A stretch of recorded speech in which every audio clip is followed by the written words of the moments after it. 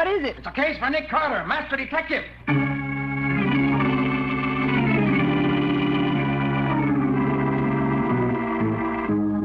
Yes, it's another case for that most famous of all manhunters, the detective whose ability at solving crime is unequaled in the history of detective fiction. Nick Carter, master detective.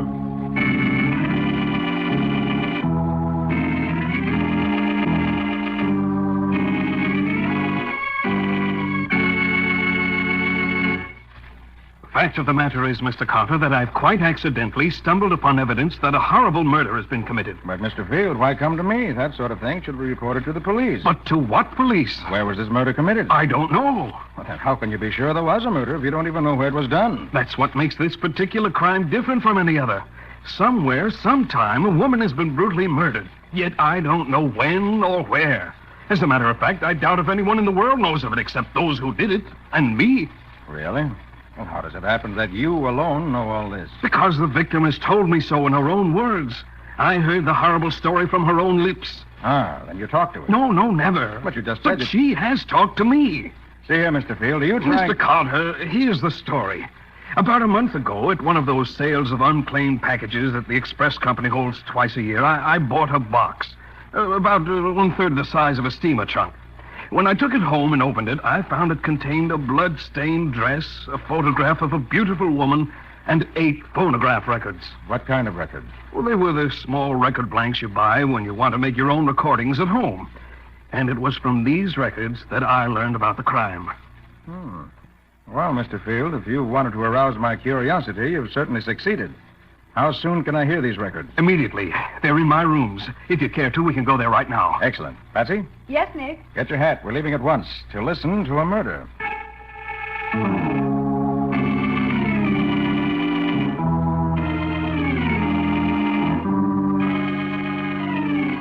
That was the start of one of the strangest cases that ever came into the office of Nick Carter, master detective. A murder which came to light only because a man bought a box at an auction sale. 8 records which told the amazing story of the brutal killing of an innocent victim. 8 records of death.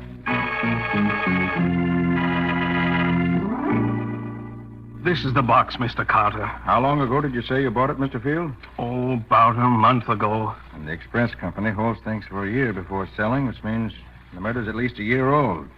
Were the wrappings on the box when you bought it? Yes, but I'm sorry to say they were destroyed before I knew they might give me a valuable clue to the mystery. Too bad. You recall the name to which the box was addressed? Oh, yes, I do. It was addressed to Alex Delano, New York City, no street address. The rest of the label was obliterated. I have searched every city directory, every telephone book, every place where names are listed, but no such name anywhere. When are we going to get to the records, Nick? Right now, Patsy, I hope. How about it, Mr. Field? Right away. I'm very curious to get your reaction to them. Are they numbered? No, but I've played them so often, I'm sure I have them in order. Here's the first one. I don't suppose anyone will ever hear this record, but it's the only way I can think of to tell my terrible story to the outside world. I'm being held a prisoner in my own house. Held prisoner without any hope of rescue, except death. And I know that will be the end for me. All I ask of you who are listening is to avenge my death by putting my murderers where they belong. My name... It sounds as if she really meant it, doesn't she? I thought he was coming in then, but he didn't. My name is Nancy Deering. You will undoubtedly recognize it. As you know, I'm very rich, but all my money is no good to me now. I've tried to escape, but he keeps too close a watch on me. I only hope they don't kill me. Oh. That's all on that. He apparently came back unexpectedly. She certainly had trouble getting her story on the record, didn't she? Yes, she was interrupted many times, generally in the wrong places. Oh, what a terrible feeling. To expect to be killed any minute. Here's the next one. I don't know where I left off last time. I don't dare play it back. If they should ever hear what I'm trying to do, they'd take the machine away from me. From the way they talk, the end is very near. They may... I'm sure Ralph was listening outside the door, so I switched on the radio till he went away. Ralph is the one who will kill me when the time comes. Bad as Olive is, I don't believe she could kill her own cousin, but her husband is different. When I refused to sign the deed last night, he hit me several times. But he can't make me sign because I'm positive that would be the end of me. He can do anything he... And that's all there is on that. I wish she'd planned what she was going to say a little better. It's hard to make head or tail of it this way. Well, she manages to get most of the story on the records, one way or another. The only thing she missed out on was telling us who she was or where she lived. All we have is her name. And she said she thought we'd recognize the name. Maybe she lived a long way from here. Maybe. Here's a third one. She apparently knew Ralph was coming to see her, and she prepared for his visit in advance. This is what she got. Come in. Well, my beautiful cousin, have you decided to sign that deed? I told you I'd never do it. Never. All we want, my cousin, is your money. As soon as you've made it over to us, we'll set you free, just as we promised. You don't fool me for 1 minute. The minute I put my name on that paper, you'd kill me. Set me free. That's funny. I haven't had a free minute since that cousin of mine moved into this house. I thought she was going to be company for me after Leonard died, but I'd have been better off living here alone. It was very sweet of you to invite her to come and live with you, Nancy. It was even nicer of you to let her bring me along. We've had such fun here. I wish I'd known then what I know now. A little late to worry about that, dear cousin. Well, for the last time. Will you sign it? No. Very well. But it won't be long before you'll wish you had. Oh, I wish this were all over. I'd rather be dead than living like this. Not a friendly face anywhere since they got rid of my old servant. Nobody left but Alex. He's too busy with his rose bushes to know what's going on. I wish I were dead. And that's all there is on that one. Oh, the poor woman. But it's too bad she didn't use more of those records than she did. She only used a small portion of each blank. It's probably hard enough to get as much as she did in the way she was watched. Nick, where do you suppose she got the blanks in the first place? Probably had a radio phonograph in the room where she was shut up. She must have had the record blanks in with the other records where they didn't notice them. I've never been able to make much of this next one. Maybe you'll have better luck. The whole first part is just scratch. Here, I'll start it where the voices begin.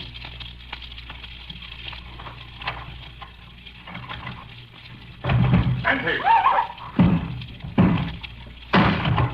What's the idea of voting? Nancy. Isn't she in here? Why, of course she is. Nancy, come out here. Hiding, is she? Well, we'll drag her out. I'll find her, the little Let's she look around devil. here. Little fool. Hiding place. Find her. Aha! Look there. Ah, come out of there. No, don't wait. Come Let me on, alone. there, I tell you, Let me will. alone. Come on. Oh, Try to kill me, will you? And with my own gun. Too bad for you didn't succeed. You devil. Why Ralph doesn't... Not very clear, is it? I think so.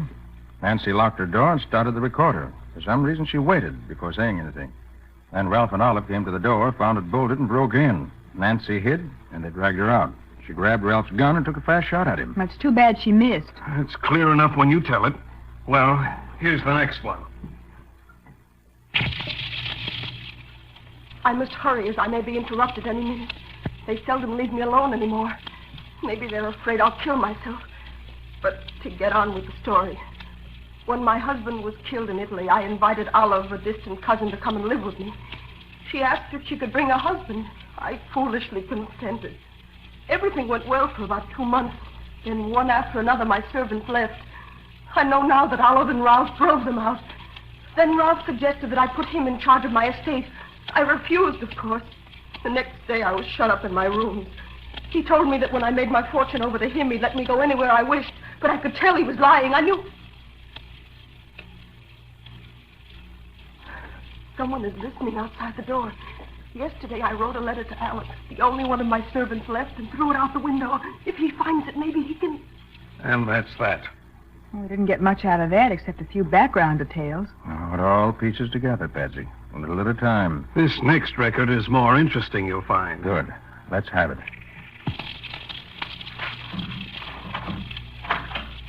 Well, Nancy, how do you feel today? You're not interested, so why ask me? I'm extremely interested in the state of your health, always. If you had your way, I'd be dead. Now, why don't you stop being so stubborn, Nancy? It's not getting you anywhere. Why don't you stop torturing me? Or do you enjoy seeing me suffer? I don't particularly mind. Why, You she-devil! You ever throw anything at me again, I'll tie you hand and foot so you can't move. Why don't you kill me and be done with it? That's what you're going to do anyway. Why, Nancy. What an unpleasant thought for such a beautiful woman. You know, I could go for you. You'd only say the word. You dirty snake! I told you that I accused you. Ralph, please! Oh. Next time I will kill you. I'm almost tempted to do it now. Ralph, will you get me a glass of water, please? I don't see why I should. Oh, all right. But no tricks, or I will... Gosh, wish I could have heard more of that. I thought he was going to make a pass at her. You will hear more. Nancy must have known the record was about ended, so she sent Ralph after the water so that she could change the record. She's clever, that woman. Or should I say, she was clever. I'm afraid it's past tense for sure, Mr. Carter. What a terrible thing. Quiet, Patsy, please. Thank you, Ralph. I think I should tell you, Nancy, that Olive and I have decided that we'll give you one more day to do just as we want. Just one. Do you think death frightens me? That's the only way I'll ever get away from you two. At least that way my fortune will go to my sister and not to you two murderers. Are you sure? Of course. My will leaves everything to her. Ah, but we have a new will, leaving everything to us. Properly signed, sealed, and witnessed. No, you can't get away with it. Oh, yes, we can. Of course, we'd rather not have to use it, but if we must, we must. And I assure you, it's a masterpiece of forgery. I can't believe two such inhuman creatures as you and Olive actually exist. Well, we do. And we shall continue to exist long after you've gone. Look forward to tomorrow, Nancy, dear. You heard what he said. It was practically a full confession of everything. Oh, I beg you, whoever you are who may hear these words, see that those two monsters get their just deserts for what they've done to me. I shall feel... Huh. If you didn't know she was in deadly earnest, you'd think she was putting on an act. Truth is generally more effective than fiction, Patsy. There's one more, the eighth and last. How she managed to get it, I'll never know. But here it is. The first two-thirds are blank. It starts about here. Keep away from me, both of you. As you see, I have a gun, and you both know I can shoot. I'll kill the first one of you who comes near me. That's my gun. Where'd you get it? Olive gave it to me so I could defend myself. That's a lie, and you know it. What if it is? Nancy! Give me that gun. Give me that gun, Nancy. Give it to me. I say, oh, raise your wrist up. Come on. Give it to me. Oh, that takes care of you, you stubborn fool. You all right, Olive? Yes, I guess so, Ralph. The bullet just grazed my head. Good. Is she dead? She's dead, all right. Even Nancy Deering can't live with a bullet through her heart. Well, I'm glad it's over at last. You say you've arranged with a doctor to... Poor Nancy. What a tough break she got. I truly believe that's the most remarkably told murder story in the history of crime. Well, Mr. Carter, do you have any ideas? I think so, but I'm not ready to talk about them yet. What's your first step going to be, Nick? First, I want to take these records back to the office and play them over and over until I know them by heart. Then, I'll be ready to go to work.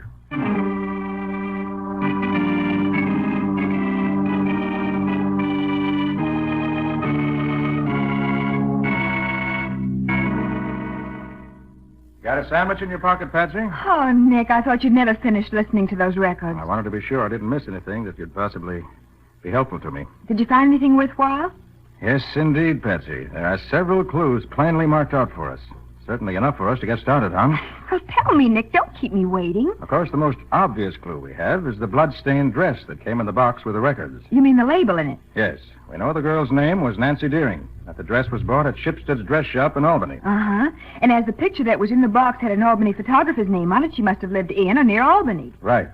So we'll start our search there. But, Nick, if it was all done as secretly as the records would seem to indicate, chances are that nobody up there knows anything about it. Yes, except for one thing, Patsy. It's obvious from the quality of the dress and from what she said in one of the records that Nancy Deering was a well-to-do woman. Uh-huh. And I find it difficult to believe that any rich woman can disappear without the newspapers or the police or somebody knowing something about it, even if they don't know there was any foul play connected with it. I see. And when they give you the facts as they have them, you can give them the inside story you got from the records. That's what I hope will happen. So pack your bag and order a taxi. We're flying to Albany immediately.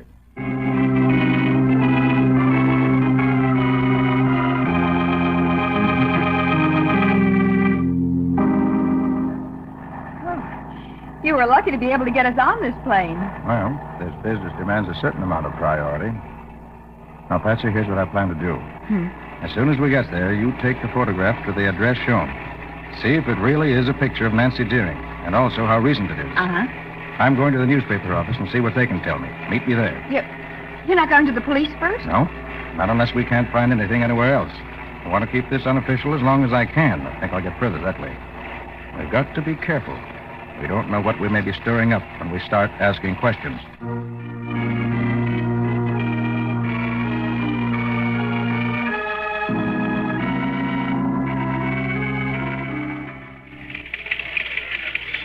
The chief's office? Oh, right over there. Thanks. Get in. Yes? What can I do for you? Mr. Brown, I'm Nick Carter. I hope you can give me some information. Oh, sure, Carter. Glad to help you if I can. What's on your mind? As the editor of a big paper, you must run into things every now and then. Would your files have any dope on a woman called Nancy Deering? Well, what sort of dope you looking for and why? I'd like particularly to know when and how she died, and I'd rather not tell you why just yet. Carter, I smell a story here. If I give you the information you want, I want that story. I don't know that there is any story, but in return for your help, I'll promise to give you first crack at anything I may find that's worth your attention. Okay. If that's the way you want it, I'll play along with you. Nancy Deering, you say? Yes, how and when she died. Well, Nancy Deering and her husband Leonard Deering were pretty prominent people here in town, so I can answer your question offhand. Deering, a colonel in the engineers, was killed in the big push through Italy. His wife died of pneumonia a little over a year ago. Pneumonia, huh?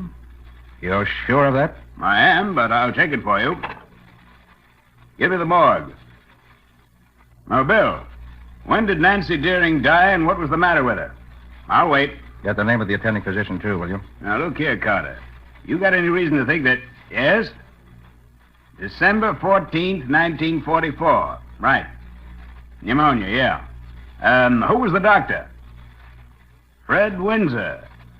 Say, wasn't he the guy whose license was taken away a while back for malpractice? Uh-huh. I thought so. Well, okay, thanks. So this Fred Windsor was disqualified. Any idea where he is now? No. Wait a minute. I'll have a look in the directory. Let's see. Yep, here he is.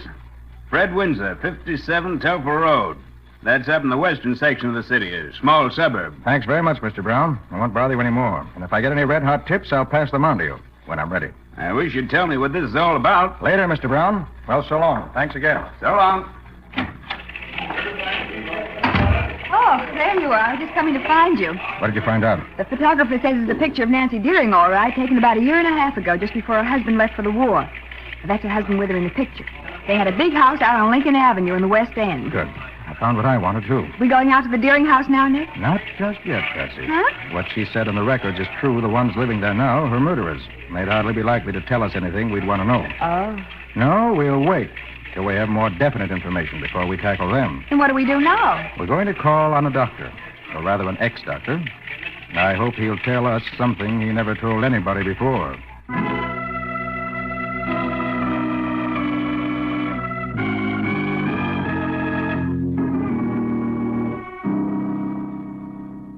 Well, now you're in. What do you want? And make it brief. Mr. Windsor, I'll come directly to the point. A little over a year ago, a woman named Nancy Deering died. You, as attending physician, signed the death warrant. All right? Yes, I signed it. What about it? I have reason to believe she didn't die of pneumonia. You're crazy. Of course you did. If you think you can come Now, here wait a and minute. start a... I said I had reason to think she died of something else. I might have said I have proof that she did. Well, you haven't. Mr. Windsor, you'll save yourself and me a lot of trouble if you... Get out of here, both of you. You're a pair of meddling... Hold it, good for Windsor. nothing- It won't help you any to get rough. I've got nothing to say to you. You might just as well get out. I'd like you to do just one thing for me before I go. I've got nothing to say. You won't have to talk. Just listen to a record.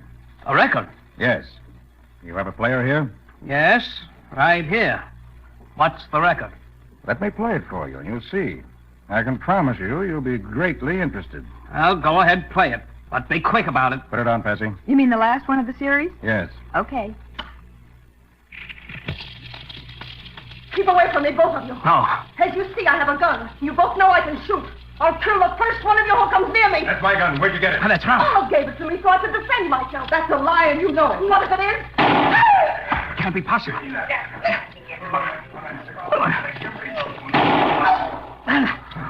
What do you think?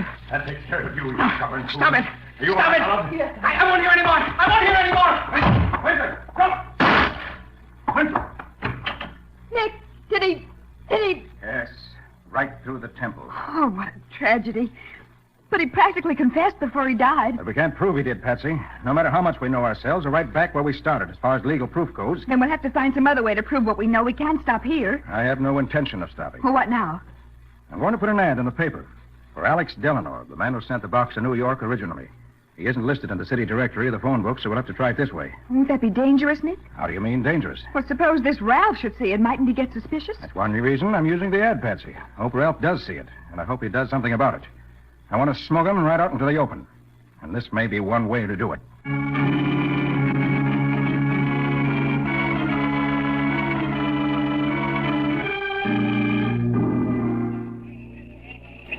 Pardon me, do you have any answers in box 415? 415. Yeah, one. Here you are. Well, results. What is it, Nick? Let me get it open, and I'll tell you. From Alex himself. Oh. We'll be looking for you at my residence at 84 Green Court about 8 tonight. Alex Delano. You going, Nick? Of course I'm going. But you're going to stay in your hotel room and wait for me to call if I need your help. Oh, Nick, I want to go, too. Nothing doing, Patsy. As you yourself said, this may be a trap, and I'd rather deal with it myself.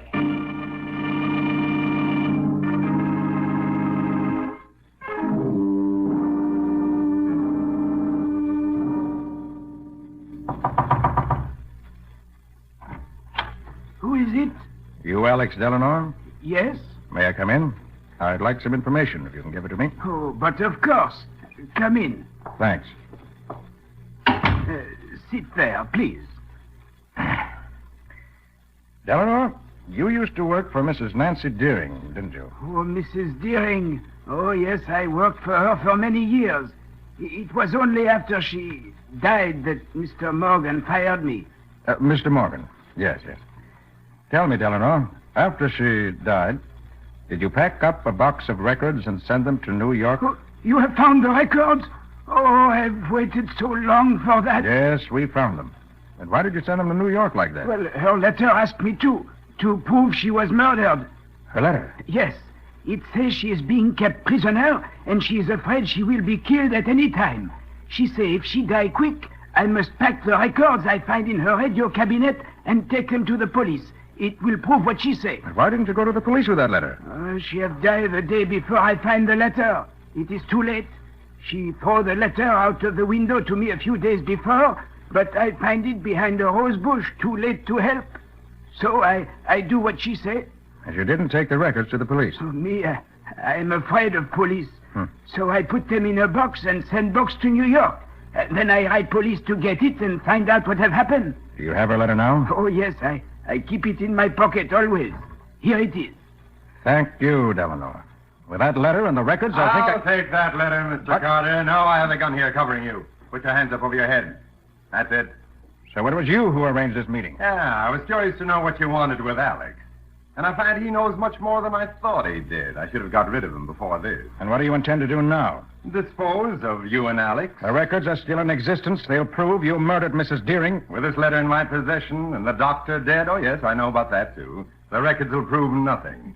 Now, come on, I have my car outside. You and Alex and I'll take a ride to my house where you'll stay until I decide how best to get rid of you.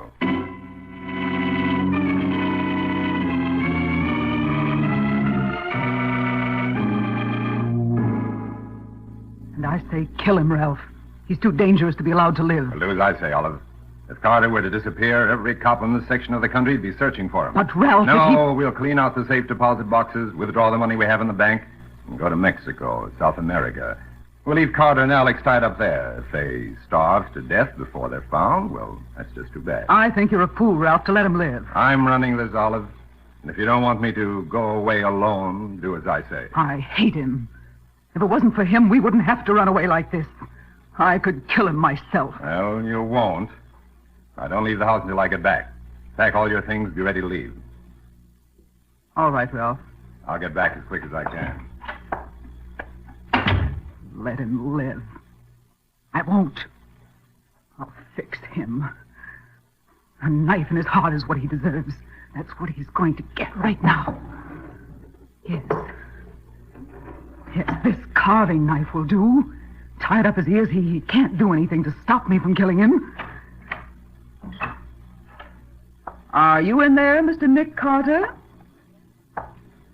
I'm coming to kill you, Nick Carter. I hate you. I'm going to... Now, if I can reach that knife you dropped. Oh, if I can only see behind my back. What happened, Mr. Carter? I tripped her up as she came in and knocked her head on the floor and stunned her. Now, if I can get to that knife... Oh, where is it? Ought to be... Now, cut the ropes on my arms.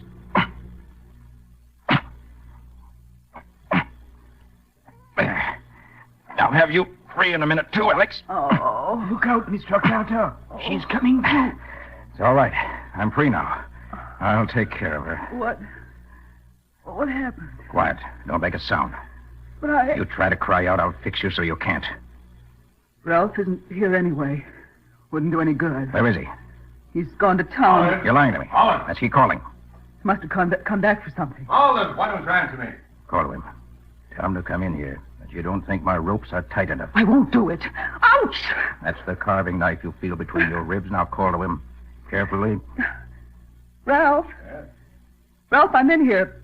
Please come in. Well, what are you doing in there? Get your hands in the air. Why, what? Get him up high. That's it. Olive, how did Carter get that gun? Did you... You overlooked this little pistol I always carry in my shoulder holster, Ralph, but it's deadly even if it is small. What are you going to do with us now? Round up whatever existence I can find in this house, including Alex's letter, and hand you both over to the police. With what Alex and I can tell them and the evidence I can turn over to them, you'll both of you pay for Nancy Deering's life by forfeiting your own.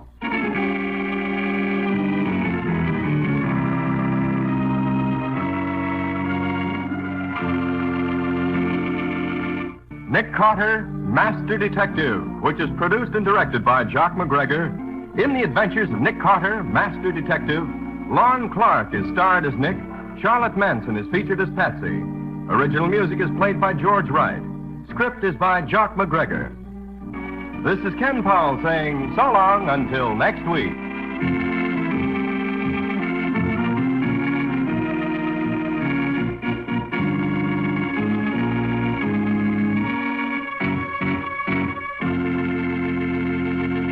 This is the Mutual Broadcasting System.